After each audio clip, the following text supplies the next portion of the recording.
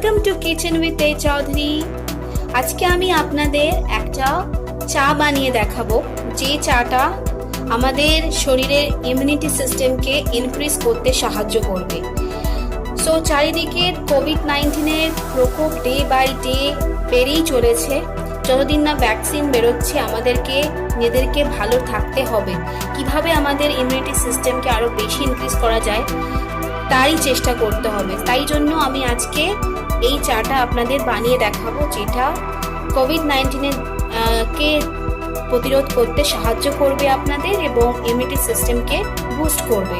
So এই চাটা করার জন্য আমি কি নিয়েছি, আমি নিয়েছি জিঞ্জার আর ব্ল্যাক পেপার আর হচ্ছে লবঙ্গ, আর নিয়েছি তুলসী পাতা 4টে, আর হচ্ছে এরকম ছোট একটা কারি পাতার একটা স্টিক নিয়েছি।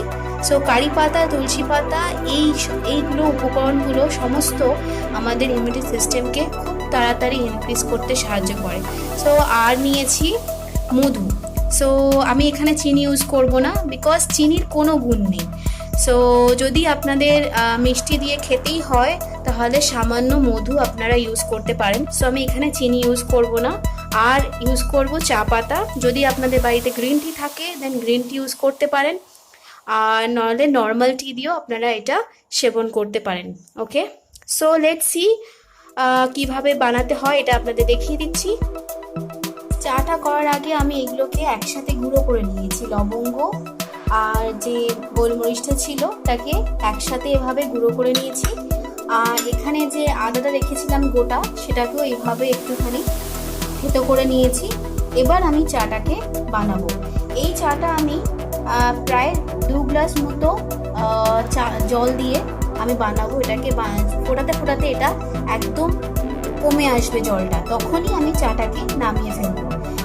প্রায় এরকম 2 গ্লাসের মতো জল আমি দিয়ে চাটি বানাবো। ঠিক আছে, এরকম ঠিক 2 গ্লাস জল, এরকম গ্লাসের মাপে জল দিয়ে আপনারা করতে পারবেন। অলরেডি আমি সসপ্যানে 1 গ্লাস জল দিয়ে দিয়েছি, আরও 1 গ্লাস জল আমি অ্যাড করে দিচ্ছি। এবার আমি সব উপকরণগুলো দিয়ে এটাকে ভালো করে ফোটাবো। আমি গোলমরিচ আর লবঙ্গ দিয়ে দিলাম,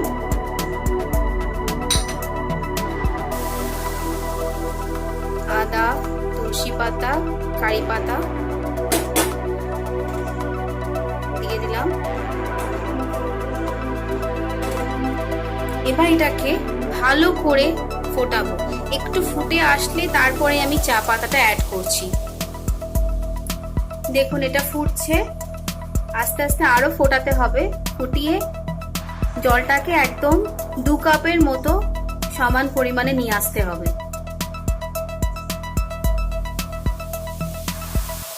এটাকে আপনারা বলতে পারেন একটা কাড়া তৈরি হচ্ছে।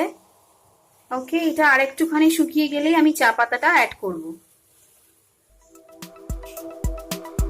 জলটা ফুটে গেছে, ভালোভাবেই ফুটে গেছে, জলের পরিমাণটাও অনেকটা কমে গেছে।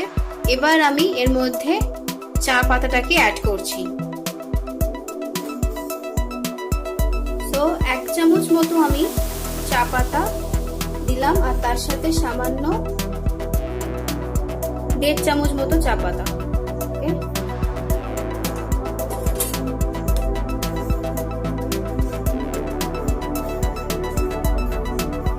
এবার এটাকে সামান্য ফুটিয়ে চাপা দিয়ে কিছুক্ষণ রেখে দেব। এখনই খুব সুন্দর একটা ফ্লেভার আসছে। চাটা খুব ভালো, এবং যাদের সর্দি কাশি হয় সেই ক্ষেত্রেও এই চাটি খুবই উপকারী। এটা একটু ঝাঁঝ হয়, গলার পক্ষেও খুব, যাদের ঠান্ডা লেগে থাকে, তার টনসিল ফুলে রয়েছে, সর্দি কাশি হয়েছে, গলায় ব্যথা, তার ক্ষেত্রেও এই চাটা খেলে আপনারা গলায় খুবই আরাম পাবেন। সো এবার এটাকে একটু সময়ের জন্য ঢাকা দিয়ে আমি রেখে দেবো। সো এটাকে আমি ঢাকা দিয়ে কিছুক্ষণের জন্য রেখে দিচ্ছি। কিছুক্ষণ ঢেকে রাখার পর চাটাকে এবার আমি কাপে তুলে নিচ্ছি। দেখুন ফ্রেন্ডস, আমি চাটাকে এখানে ঢেলে নিয়েছি কাপে। 2 কাপ মতো চা হয়েছে।